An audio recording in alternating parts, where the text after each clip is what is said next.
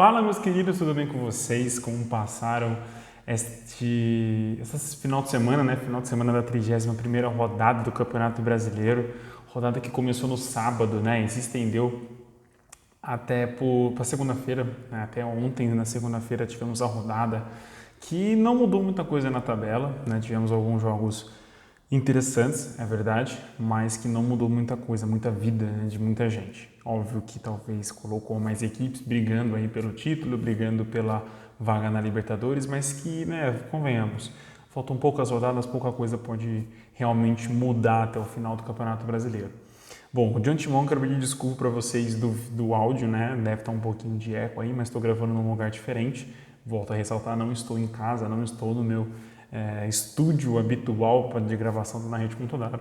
Então estou tendo que improvisar com o que a gente tem aqui à disposição.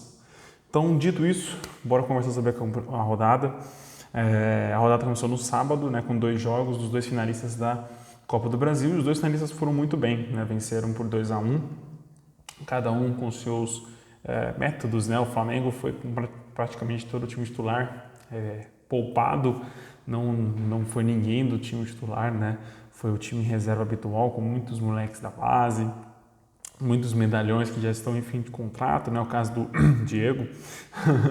E o Corinthians já foi... e o Flamengo ganhou, né? No sábado por 2-1, a equipe do Cuiabá. Matheus França e Marinho fizeram os gols do Mengão e o Rafael Gava descontou aí pro Cuiabá. Não tem muito o que falar, né? O Flamengo dominou o jogo, o Cuiabá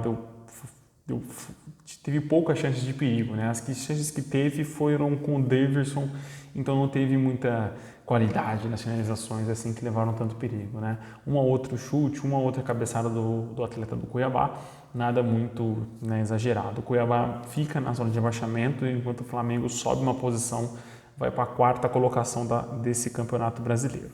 Também no sábado, só que às 9 horas da noite, o Corinthians recebeu a equipe do Atlético Paranaense na Neoquímica Arena. E aí que tá, o Corinthians entrou apenas com 4 titulares e 2 deles resolveram a parada, né? Balbuena e Roger Guedes resolveram no primeiro tempo, fizeram os 2 gols e o Eric só foi fazer o seu golzinho no fim do jogo.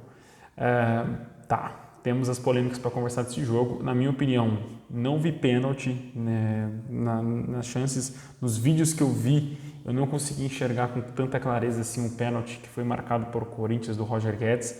Não vejo motivo para ter chamado o Daronco para ver, né, já que a decisão de campo foi de continuar a jogada.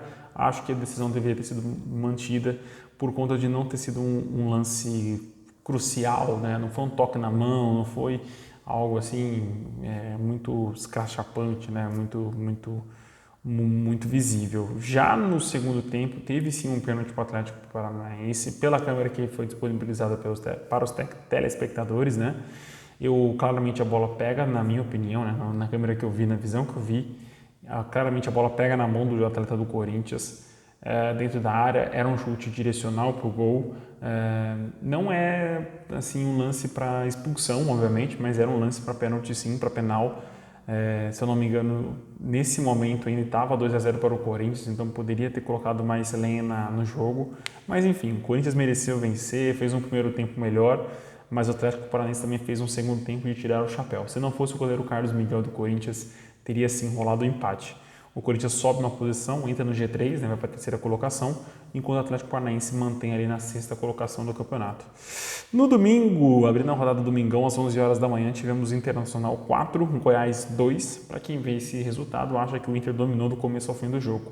Podemos dizer que foi em partes, né? O Internacional teve sim muitas oportunidades no primeiro tempo, mas não matou o jogo em nenhum momento do jogo, né? Se a gente for ver, mesmo quando o Inter fez 2 gols de vantagem, faltou ainda controle para administrar melhor o jogo, né? O Inter saiu na frente com o Maurício, fez o gol com o Alan Patrick e tomou, perdão gente, houve um som aqui, e tomou 2 gols do Pedro Raul, que empatou a parada.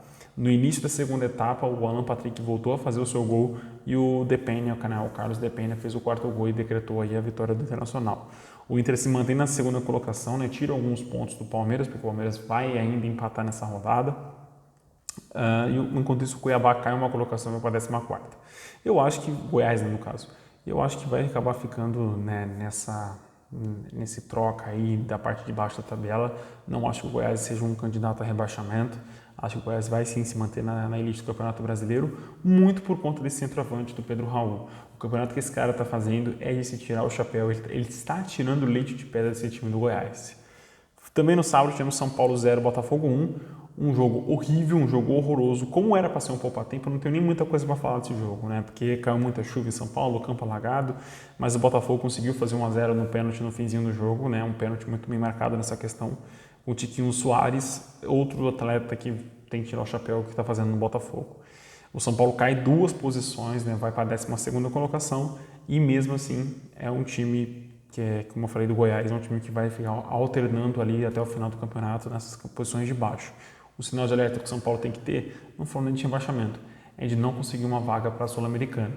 O time perder a Libertadores é normal, era se esperar, infelizmente. Né? Talvez não na final da Sul-Americana, mas perder a vaga na Libertadores no Campeonato Brasileiro é normal pelo que o time apresentou até aqui.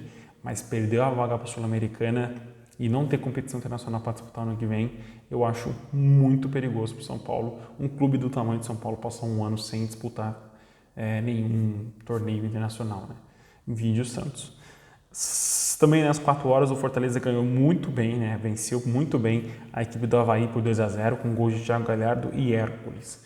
O Fortaleza não cai mais, né? O Fortaleza não vai mais brigar pelo rebaixamento, vai para a 10ª colocação com essa vitória. Eu acho que coloca suas fichas e pode sim conquistar uma vaga para a Libertadores. Né? Eu acho que, ao contrário do São Paulo, o momento do Fortaleza é melhor, o momento do Fortaleza é superior ao do São Paulo e pode sim engatar novamente uma sequência de vitórias e acabar avançando até chegar nas vagas da Libertadores. Já o Avaí é mais um candidato a rebaixamento. Né? A zona de rebaixamento pouco mudou nessa rodada, né? Não mudou nessa rodada, aliás.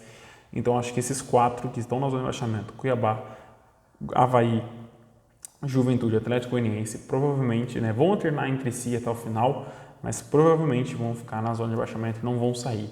O Ceará, que é esse próximo jogo que a gente vai conversar agora, está brigando e está querendo ficar na zona de rebaixamento, entrar na zona de rebaixamento, mas vem fazendo jogos bons fora de casa.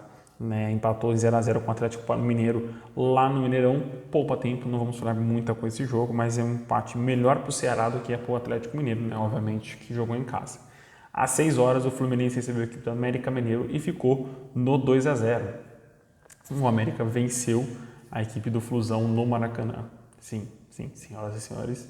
Juninho e Mateuzinho fizeram os gols do Coelho. Com essa derrota, o Fluminense cai para a 5ª colocação, né? Caiu 2 posições, sai do G4, enquanto o América fica na 8ª colocação e chega perto aí de entrar no G6 da Libertadores. E vai virar um G8, provavelmente. Também às 6 horas, o Coritiba recebeu a equipe do Red Bull Bragantino e venceu por 2-1. Era uma vitória esperada, né, no Coritiba, jogando no Couto Pereira. É um time muito forte jogando em Curitiba. O Aleph Manga e Bruno Gomes fizeram os gols pro Coxa Branca e o Popó fez o gol aí do Massa Bruta. Na segunda-feira tivemos 2 jogos, Atlético Goianiense 1, Palmeiras também 1. O jogo, assim, foi muito ruim, né? Para quem assiste o jogo viu que o jogo foi muito sonolento. O Palmeiras saiu na frente, parecia que ia se manter nessa vantagem fora de casa, mas acabou tomando um gol do Atlético Goianiense logo na sequência, no meio do segundo tempo acabou tomando um gol do Shailon, que aí se manteve até o fim do jogo. Né? Não teve mais nenhuma chance clara para nenhuma das equipes. Se o Palmeiras tivesse entrado com um pouquinho mais de equilíbrio no jogo, teria sim saído com a vitória e já encaminhado muitas casas aí para o título brasileiro. Mas empatou, era um empate muito esperado, não esperado, mas é um empate com o Atlético Goianiense em Goiânia, não é tão ruim assim. Muitas equipes perderam pontos para o Atlético jogando lá. Obviamente, né, um time que está brigando contra o zona de rebaixamento não é fácil jogar, principalmente fora de casa, e foi isso que aconteceu. Né? Mas o Palmeiras precisa sim entrar mais firme, entrar mais com garra, porque como o Abel disse, quando o time caiu fora da Libertadores, são 11 finais, né? Agora são 7 finais para o Palmeiras conquistar o Campeonato Brasileiro. Também na segunda-feira, às 8 horas da noite, tivemos Santos 4, Juventude 1. Lucas Braga 2 vezes, Marcos Leonardo e Madson fizeram os gols do Peixão e Bruno Nazário fez um belo gol para o Juventude. Cara, era a vitória mais esperada da rodada, né? O Santos recebeu a lanterna da competição. Inesperado era se o Santos não conseguisse vencer muito bem esse jogo. Venceu bem, goleou, jogou muito bem não jogou bem, teve alguns erros individuais, mas num todo o Santos sai com uma nota 8 desse jogo, né? Uma nota muito boa, que poderia ser a nota regular desse campeonato, né? Não falo do Santos tirar pontos dos times da elite, mas da elite, assim, né, dos 3 principais elencos, mas jogando na Vila Belmiro era para o Santos ser mais competitivo do que foi nessa edição do Campeonato Brasileiro. Uma boa vitória, o time vai para a 11ª colocação, né? Sobe 3 casas, é o time que mais subiu nessa rodada, enquanto a Juventude já, né, vai pensando no planejamento para 2023 da Série B, infelizmente, né? Não caiu ainda, mas já está praticamente caminhado, né? Convenhamos. O time já não tem futebol para apresentar para sair da posição que está. E é isso, meus queridos. Poucas mudanças, né? Ficamos aí ansiosos para os 2 jogos da Copa do Brasil agora, que vai acontecer essa quarta-feira e na próxima, entre Corinthians e Flamengo. Primeiro jogo na Neoquímica Arena, segundo jogo no Maracanã. É isso, meus queridos. Um abração, fiquem com Deus e até o próximo vídeo. Tchau, tchau.